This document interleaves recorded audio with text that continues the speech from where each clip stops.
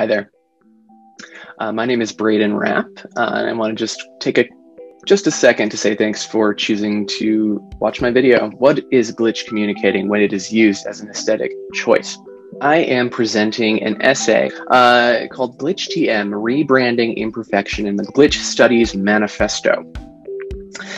This essay is a rhetorical critique that was produced for a popular culture and visual rhetoric class. So that gives you a little bit of a sense of where this is all going. So the agenda today, I'm going to talk a little bit about what is glitch, what do I mean when I say glitch, what do we think of when we hear the word glitch. Then I will move into talking about Rosa Menkman's Glitch Studies Manifesto, which is the artifact under analysis here. And then I'll just talk a little bit about why this matters, the so what, if you will. So first, with the question, what is glitch? So we all know, well, maybe we don't all know, but colloquially speaking, a glitch is a coding of something in a system that that indicates things aren't working exactly as they're supposed to, perhaps, or that there's a problem. But ultimately, it doesn't crash the system. A glitch is such a minute change in voltage that no fuse could protect against it. You can't predict it. You also can, it's difficult to capture, but ultimately it doesn't crash the system. And you don't, a lot of times it's just ambiguous. You're not sure what caused the glitch, but ultimately it doesn't crash the system. The term glitch itself was coined by John Glenn in 1962 in his book Into Orbit. It's etymologically linked to a Yiddish verb glitchen, which means to slip, slide, or glide. What is glitch communicating when it is used as an aesthetic choice? So there's just an unsteadiness to the term. And what we're talking about today specifically is glitch aesthetic, which is characterized by foregrounding compression artifacts.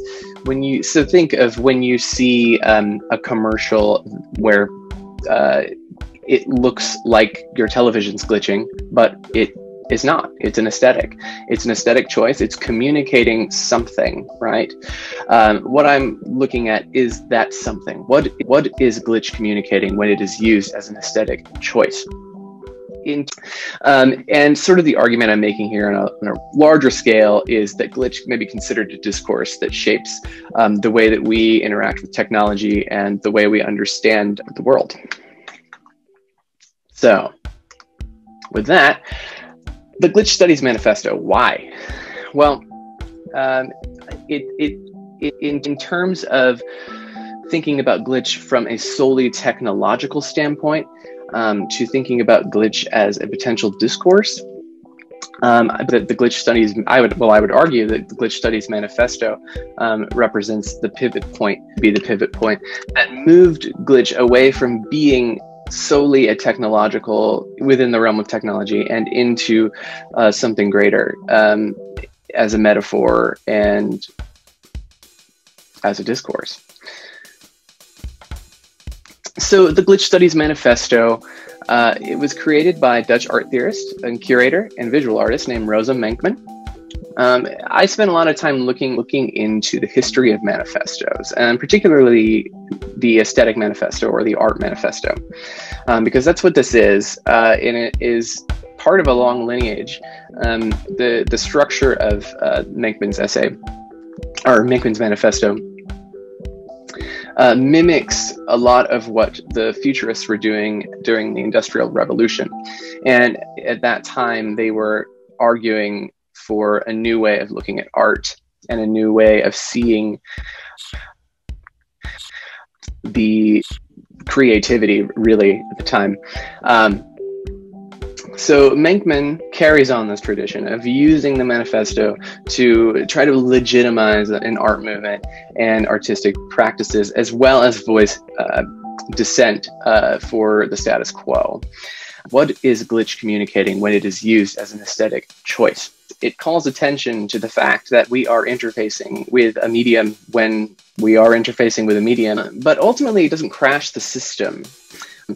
The seamlessness of technology and digital technology in particular is interrupted, and all of a sudden we become aware of what we're doing. We're all spending more and more time with our interfaces, with our screens, connecting with each other.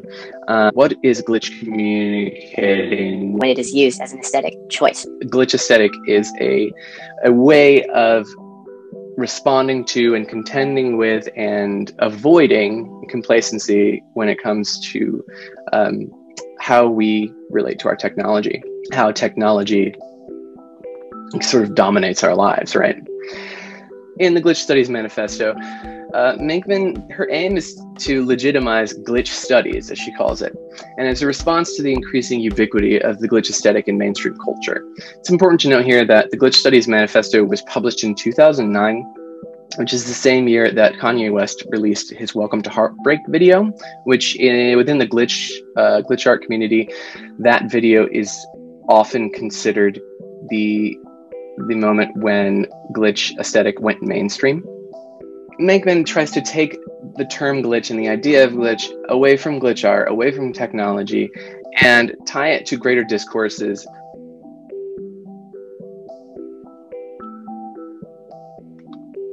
So, where does this get us? I noticed that Menkman frequently describes glitches using biological terms. That seems to be how she moves the glitch away from strictly technological and into a more rhetorical and metaphorical space. And that helps us understand glitch aesthetic as a metaphor and a discursive structure, right? If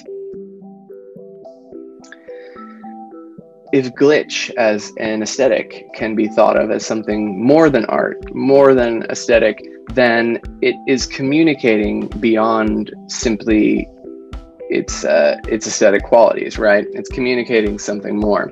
So the idea is that once we know that, that provides a foundation for us to look at more artifacts that employ glitch aesthetic, employ glitches as a way to communicate non-verbally certain messages. You see this in advertisements all the time, particularly in 2020. Political ads, they're all over the place. So, one of the questions I keep asking myself is what do these glitches signify? What is glitch communicating when it is used as an aesthetic choice?